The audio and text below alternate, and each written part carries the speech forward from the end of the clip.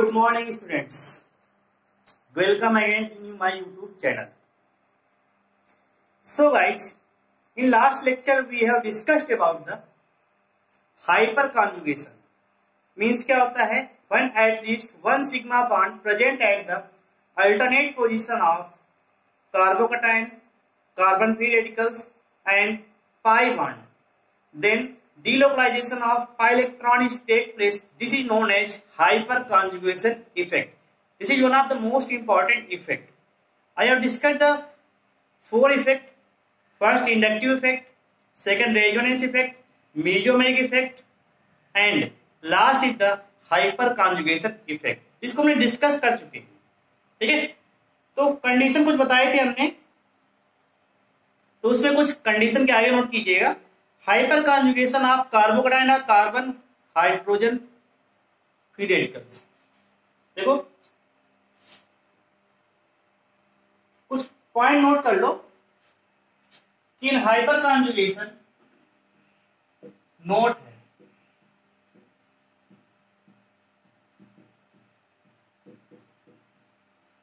इन hyper conjugation H plus oblique H dot hydrogen free radicals है, hydrogen cation है without any bond.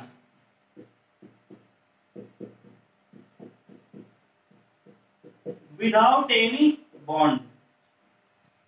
Okay, so it is also known as no bond resonance. So it is also known as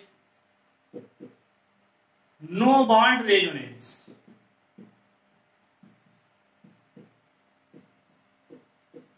Means without any bonding, क्योंकि यहाँ पे H plus and H dot exist in free form without any bond. So this resonance is called no resonance oblique hyperconjugation. Also it is called sigma and pi. क्या कहला है? Conjugation. Sigma and pi conjugation. Nathan Baker effect.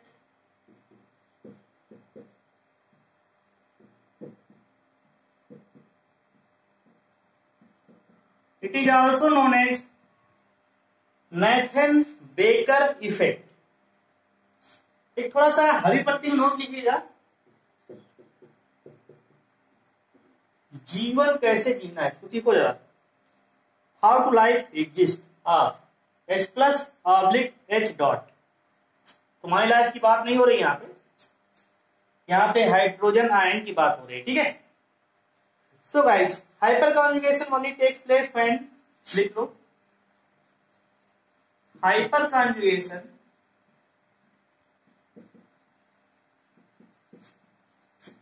takes place only when, condition कब है?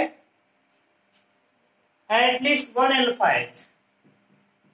Alpha H last में discuss किया था. Alpha carbon के hydrogen इन्होंने एल्फा हाइड्रोजन. एट लीस्ट क्या होना चाहिए?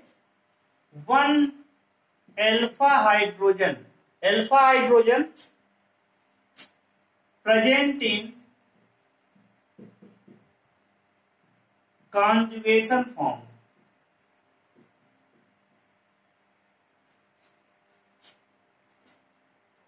Conjugation with तीन कंडीशन है, कार्बोकेटाइन, कार्बन फ्री रेडिकल या फिर पाई बॉन्डेड. अब बताइए पाई बॉन्ड कहां होगा? एल्केन में तो होगा नहीं, एल्कीन या एल्काइन में. ठीक है. तो एल्कीन भी पॉसिबल है, ऑब्लिक एल्काइन. दो कंडीशन रहेंगे यहाँ पे, alkene oblique alkyne, but not in case of anion. सबसे इंपॉर्टेंट है but not in case of anion. जब एनायन रहेगा तो वहां पे हाइपर कॉन्जुगेशन इफेक्ट एप्लीकेबल नहीं है. थोड़ा सा इसको रिवाइज करते हैं। सबसे पहले हाइपर कॉन्जुगेशन एग्जिस्ट करेगा कब?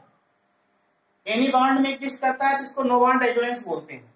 इसको सिग्मा पाई कॉन्जुगेशन आल्सो बोलते हैं। इसको नाथन बेकर इफेक्ट भी बोलते हैं। अब now hyper conjugation takes place only when at least one alpha hydrogen present in conjugation with the carbocation, carbon free radicals, pi bonded, alkene alkyne, but not in case of anion. This is the main condition for the hyper conjugation.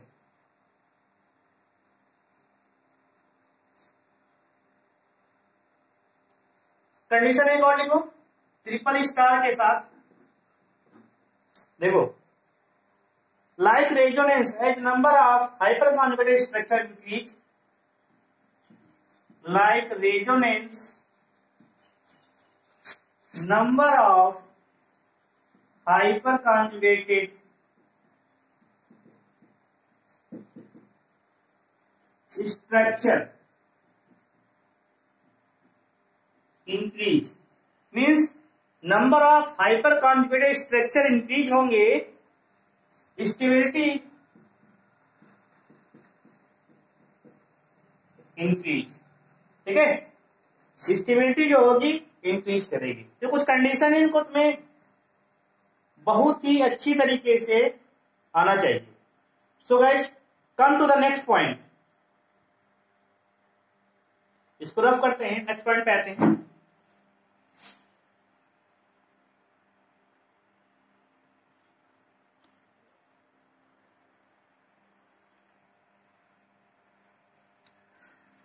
So guys, number of hyper conjugated structure is equal to number of alpha H with respect to carbocation, carbon free radical, pi bond, alkyne alkene।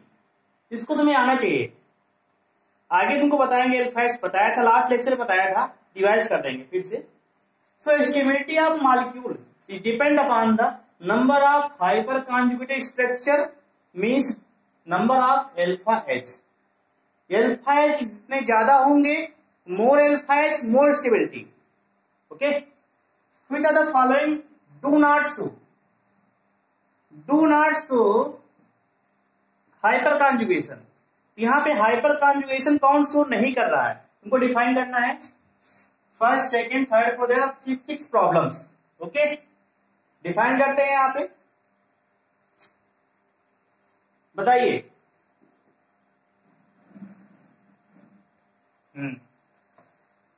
The first problem CH3 CH2 CH2 carbocation पे लगा हुआ है, सारी balance satisfied है।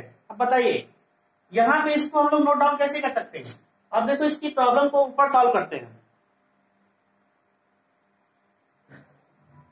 ठीक है,